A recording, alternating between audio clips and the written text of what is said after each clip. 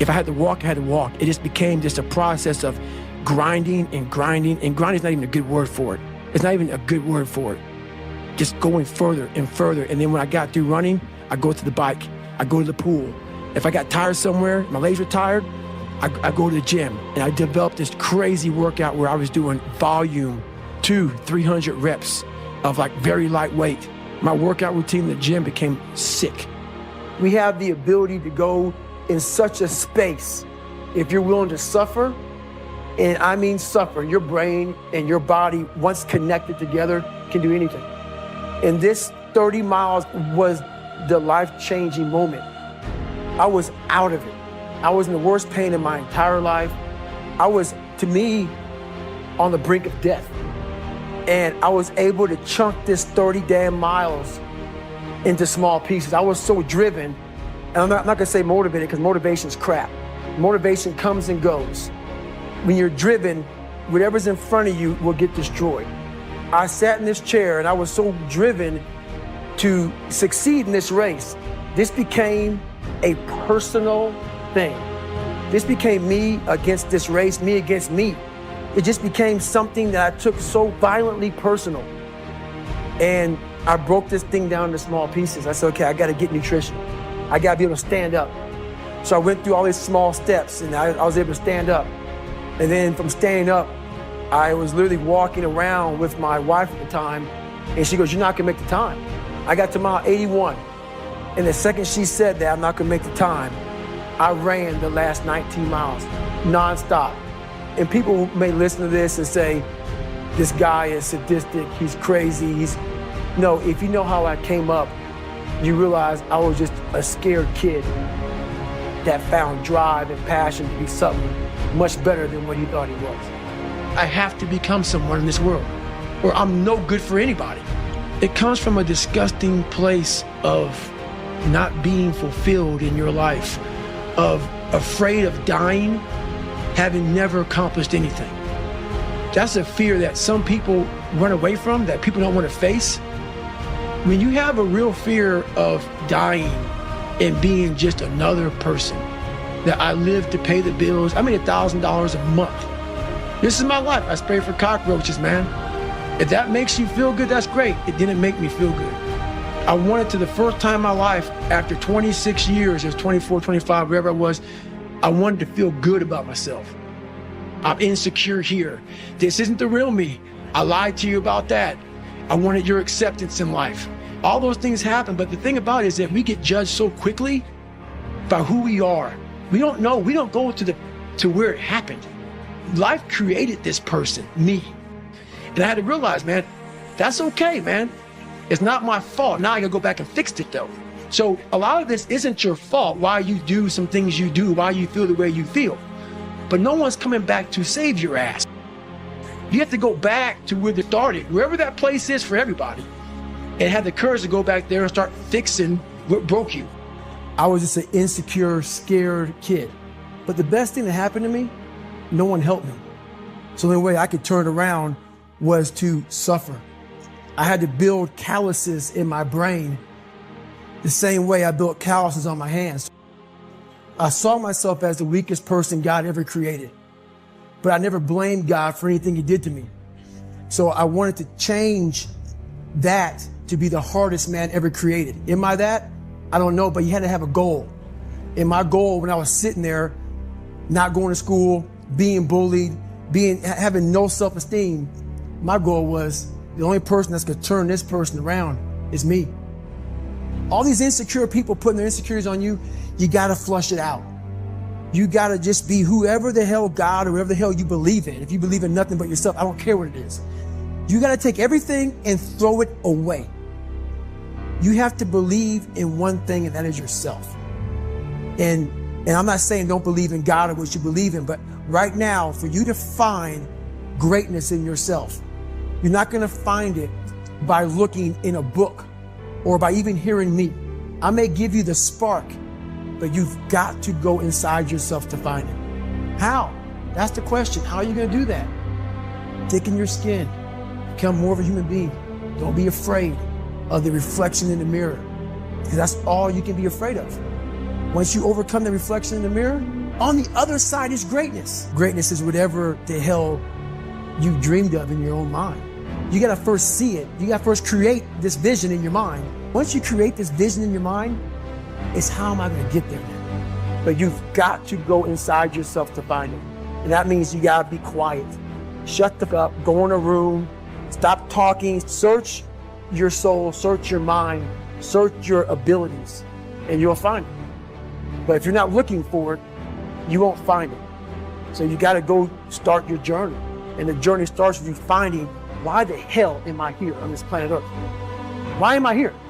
And if you don't know that, you will live the rest of your life searching, always asking the question, why? Everything I didn't want to do is what got me to where I'm at today. It's about what you're saying to yourself, but it also comes with work. So whenever I was getting beat down, physically, mentally, spiritually, whatever I was going through, just saying, you can't hurt me. I had this haunting voice in the back of my head. A lot of us have it. We just ignore it. And it was there for years. So I knew in the back of my mind that I could pull off this whatever I wanted. I knew I could. I knew that, but I was afraid of the work because I wasn't gifted with brains. I wasn't gifted with God-given talent as far as like athleticism. So I knew to get to where I had to go, to be on the same playing field as these men, to even try out for this program, I knew the work was going to be something that I didn't want to even attack. So I would just put it off. It haunted me. That's what I realized for myself was I wanted that comfort zone that everybody looks for, that pat on the back. They don't want to hear all the bad, they want to hear everything that they're doing right. And I realized that's what kept me in this world. That's what kept me in this world of not accomplishing anything. What I did was I became that big, bad, nasty that you don't want to walk into at nighttime. I became the roughest critic in the world on myself. And that's what changed me. So I gotta eat more. This morning I woke up with a slack-jawed, poopy pants mentality. I've been traveling an awful lot, kind of wore down a little bit. I believe in taking days off. I think days off are real important for recovery and all that stuff. But I don't believe in taking days off because your mentality is just feeling sorry for yourself. I deserve this, or I've earned that mentality. And that's what I was saying to myself. Today's self-talk was horrible. We all have one voice, and that one voice is very powerful that says, hey, you've earned this, you deserve this, take time off, all that stuff. Start developing the other voice that fights that voice. When it's not a designated day off, I don't care if it's running, swimming, biking, studying. If it's not a day off, don't take a day off. And start developing that voice that fights the weaker voice. Remember that. We all have one voice, work on the other voice also. Yeah, you gotta change that, man. Yeah, but you don't understand my life. Yeah, I do. I get that mentality. I once had that mentality that no one understands what I'm going through. And if you keep that mentality, you're gonna stay in the same exact spot that you're in, that no one understands me. There's millions of people. Everybody's going through shit. So when people get this mentality of like, you don't understand me, you can throw a rock to someone that can understand you if they're willing to break themselves down and stop hiding. But you gotta stop hiding. Back in the day when I played sports, there was one drill that I hated doing. The coach would have a whistle in his mouth. And basically, we had to sit there and run in place.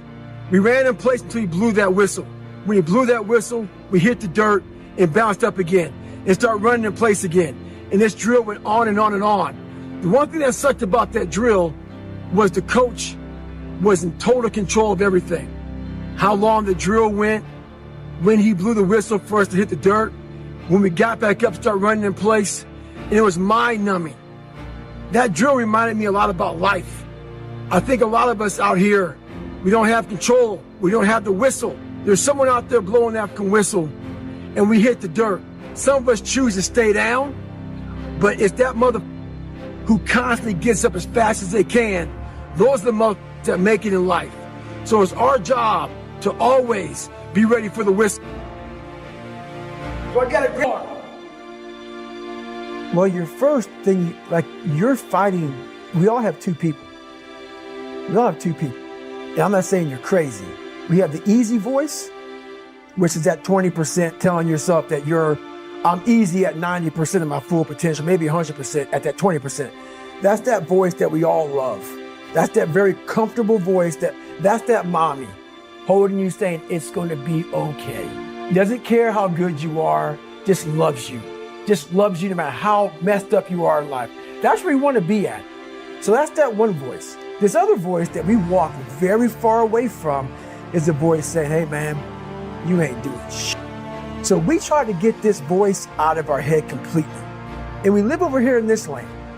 So what you have to do first is turn up this voice over here.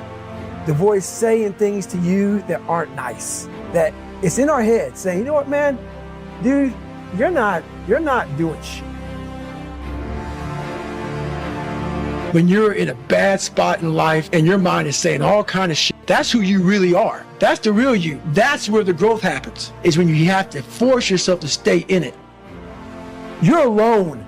You're alone. You may have a shrink you're going to, you may have a best friend you're going to, but there's 24 hours in the day where you're alone in this brain, and your brain is talking to you in all kind of ways, and it wants to control you and pull you in these different pockets.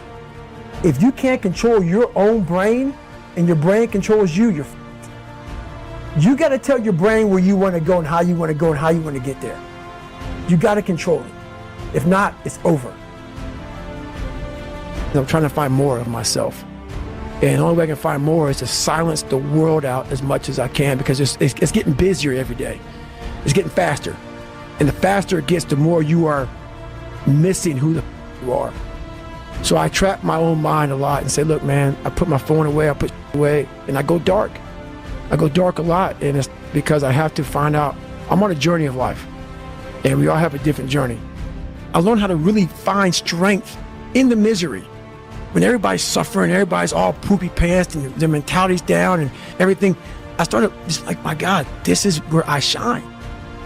And I started using all that misery for tons and tons of drive and motivation to then lead people further. Because you can get a lot of power through misery.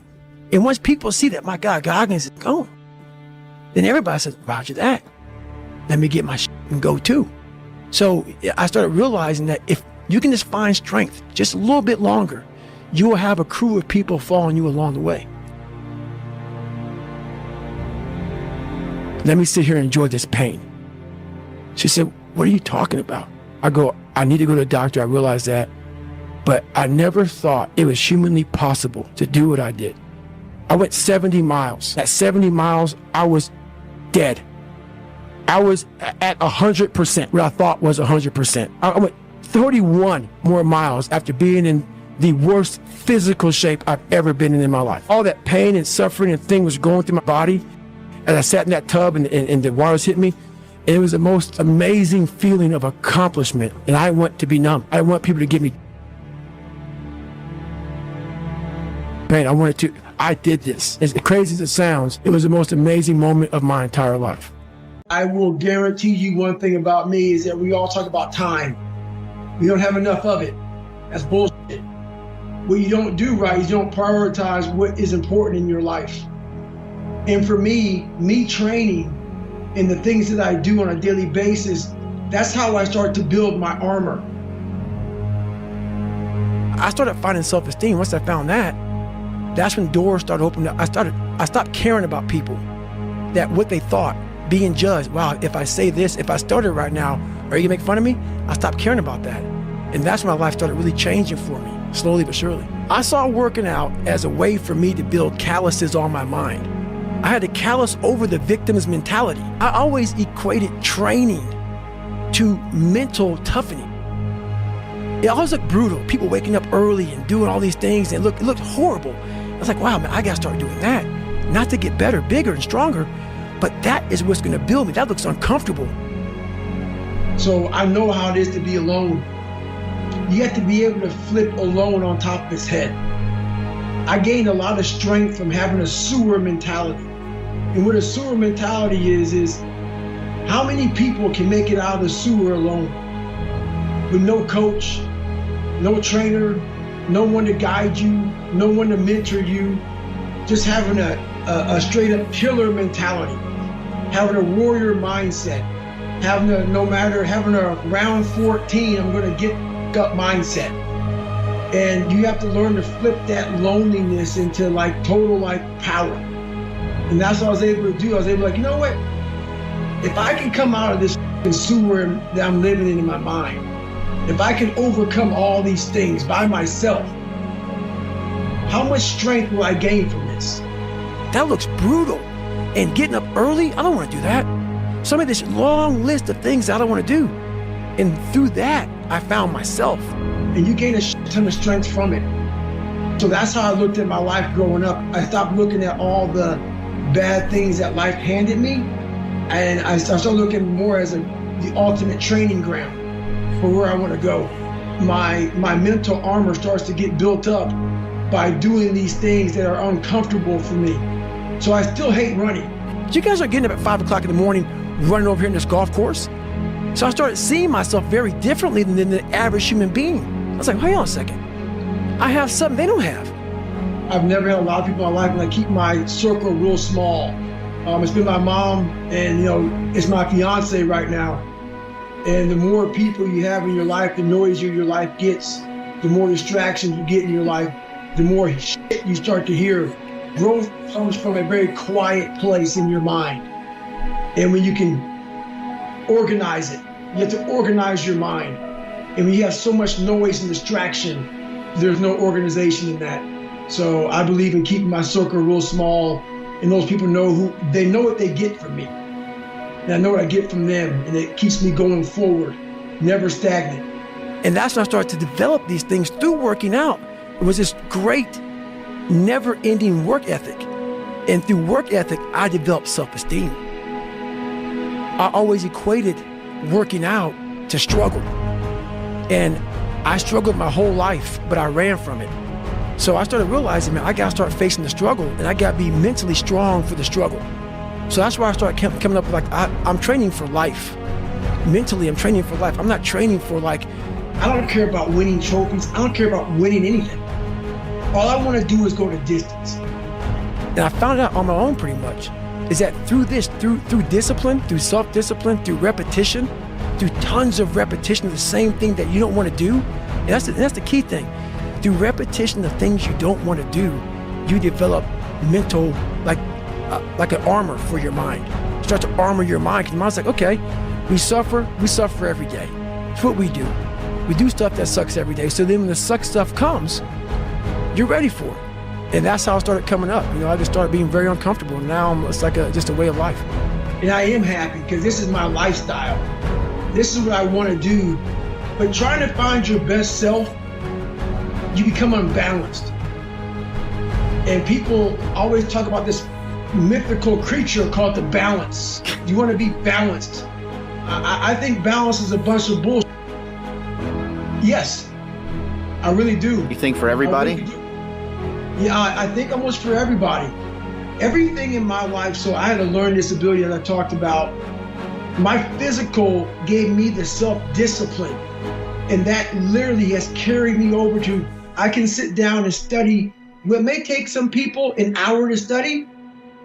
I have to sit down for maybe 10 hours to learn the same.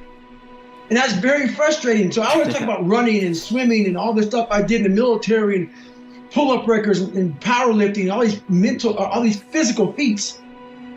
Some of the hardest I do in my life is just learning. But I got that self-discipline from waking up at 3 and 4 o'clock in the morning to go out in the cold weather, to get my run in, to get my lift in, to get my swim in, to do those things. It totally transfers over to my learning. It's that self-discipline you gain from feeling good about yourself by overcoming yourself on the physical aspect of life. But I was like, because I kind of was preparing myself for the next part of my journey. I don't like to lay in my too long. I give myself a couple of minutes to, okay, we got man the fuck up. We got to get back, like, what's next? Let's go see, let's go back to college. Let's do something, because you're running and your athletic career's done.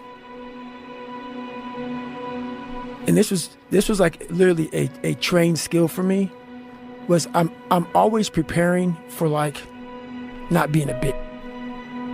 Like a lot of people get to a point, like for instance, like if Jennifer can't do something, like if she can't go for a run or whatever, just like because something's wrong, like some simple shit, it's gonna bother her. I got to a point in my life where I realized this is life.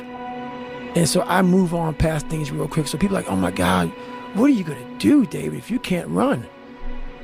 I'll swim, or I'll go to college, or I'll do something else. This isn't my life. I'm very aware how quick life can take from you, and I've always prepared my mind for the next chapter. And what happened with me was I started this thing called front loading. So when I was young, I used to be a little piece of shit. Oh, I'm not good enough. I can't do this. I can't do that. But the second I got my head out of my ass, and I realized, man, you can achieve a lot of if you get off your ass and you start moving and you start motivating yourself. Start becoming a self-motivator. So I started front loading. And front loading is people are like, man, you've done so much by 47, because I don't know what tomorrow's gonna bring me. So my military resume is fat. You know, I did a lot in the military. I did a lot outside the military. I've made money. I've done almost every race out there, hard race in the world. I've broken pull-up records. I've done a lot of shit. So when these bad times come, and also not not only that, like work your ass off so you can enjoy. Yeah, you're taking a shot. You know, you may not live to be old, but what if you do? And you worked your ass off when you were able, and you were able to get up early, able to grind. If you front load it properly, the back half of your life is money. And that's what I did. Working till bad time. If you pan it down here, you see it's about 3 o'clock in the morning and there's not a car or a person in sight. If you pan over here, it's the same thing. Not a car or a person in sight. People want to know where I find my strength at, where I get my strength. I get it from a lot of places, but right now, this morning, I'm getting it from, there's not a that's up. There's not a car, there's not a person. Everybody's in their bed, sleep, dreading that it's a Monday, hate it's a Monday. And I'm loving it. I'm loving that. Where everybody's getting weaker, I'm getting stronger. It's not about the running, the swimming, the push-ups, the sit-ups. It's about what those things do for your mentality. You don't get better on the daggone couch. You get better by coming out here and get after it every daggone day. Stay hard. I'm not happy.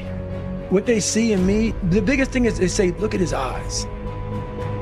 Look at his eyes, man. Have you seen his eyes? Looks like he has demons in his eyes. He looks so unhappy. The biggest thing is I'm not happy. I'm not fulfilled. You know, they're so missing the point, man. Is a very focused, driven human being who found a buried treasure within himself. Not many people found it. So the journey I'm on is very different than most people, which is why I don't judge people. I'll say that many times. I don't judge people. I'm judged a lot by how I look. My eyes, my not smiling all the time, not laughing, not joking. Right now, it's easy to be happy. It's easy to smile. Those are the good times. The good times. Those times don't need to be trained. You know, I had to train myself for good times. Those times, for most people, don't need to be trained. What I'm trying to give you all is the misery of sometimes we go through in life. Those are the times we don't want to talk about. We want to skip forward to peace.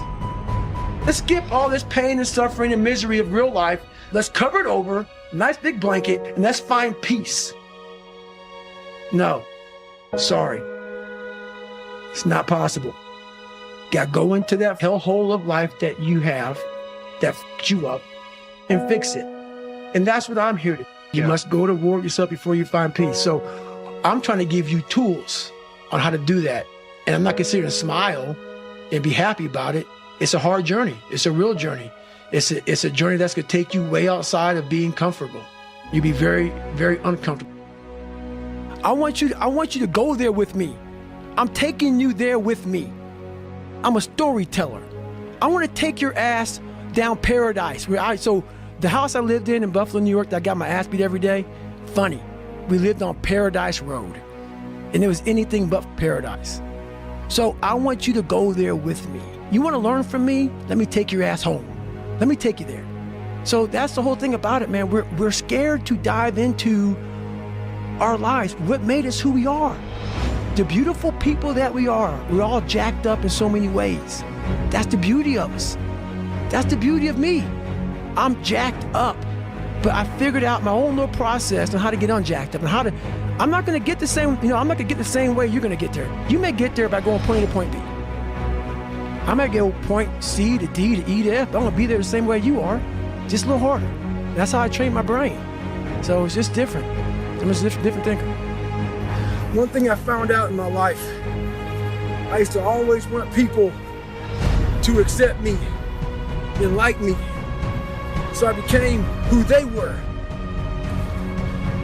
If you like something and I didn't like it, I liked it because you liked it. Become unapologetic of who you are in your life. If you get after it and you're a hard motherfucker, get after it. You gotta make yourself better than what you think you are. And what that requires is people not understand you, not know you, not get you at all. Look at you like you're off. Look at you like you have a problem. Don't worry about that. Be unapologetic. Get after it. Stay hard. Be who you are.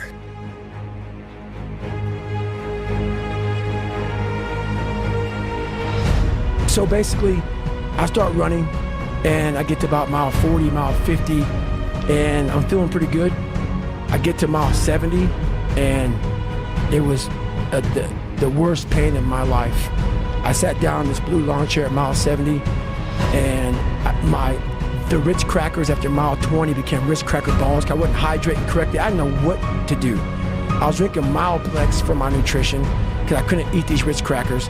Had very minimal water, if any at all. And I was just dying. So I sat down in this blue lawn chair as I was watching all these runners go around in this circle. I was all dizzy and lightheaded, hadn't gone to the bathroom. It's been about 12 hours. I went 70 miles in about 12 hours, which is good. And I looked at my ex-wife now and I was like, I started seeing like 3 of her. And once my body stopped, my mind just went off. And I had to go to the bathroom. And the bathroom was like 20 feet away from me, if that. And I couldn't. Big difference between a champion and someone who's just good. Let's use boxing, for instance. It's a 12-round championship bout. At the 11th round, they both go to the corners. Someone that's good sits there and thinks to himself, I've given everything I have. Hopefully, I can get through the 12th round. A champion, he sits in that corner while all of his people are talking to him. All he's thinking about is, I have to find what I have to give it.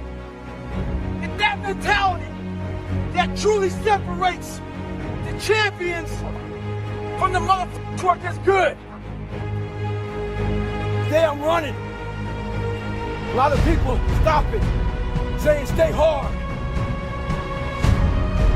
This one cat drives by, says, Goggins, I hate your black ass. Hey, lucky for me, there's a stoplight. Car stops, I pull up to it. Got a chance to assess the scene. Look in there, sees the big Thanksgiving eating mother. So I grabbed myself and said, hey, ask your mama who your real daddy is. We all got our own opinions. Voice them. Stay hard. Where it gets hard. And the harder it is, the more you start to push back. And the more you push back, and then it's not right for people to talk about. It's not right for, like, let's say you are fat. I was fat. That's why I talk about it. And it was hard as every day to get up. I know what it feels like. When you roll your fat ass out of bed and all you want is some damn cinnamon buns and chocolate milkshakes. I know what it is. I know exactly what it is. But I can't want it more than you. And so many people just want it the easy way. I'm sorry, man. It's not. So what they start to do is they build this narrative of it's okay.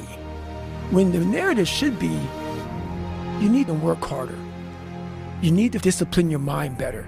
We need to help people more than just saying it's okay. It's okay that you're not willing to help yourself out. That's not okay. It's not okay. It's not acceptable. Even though it's your life, if that's acceptable, that's unacceptable. And there's a lot of people in this world, me included, that if I accepted that, I wouldn't be anywhere. So yeah, a lot of people just start creating a narrative about themselves that make it okay. The ultimate get out of jail free card. And now the world is set up to have so many get out of jail free cards. Everything is okay. And you can't say a motherfucking thing about it.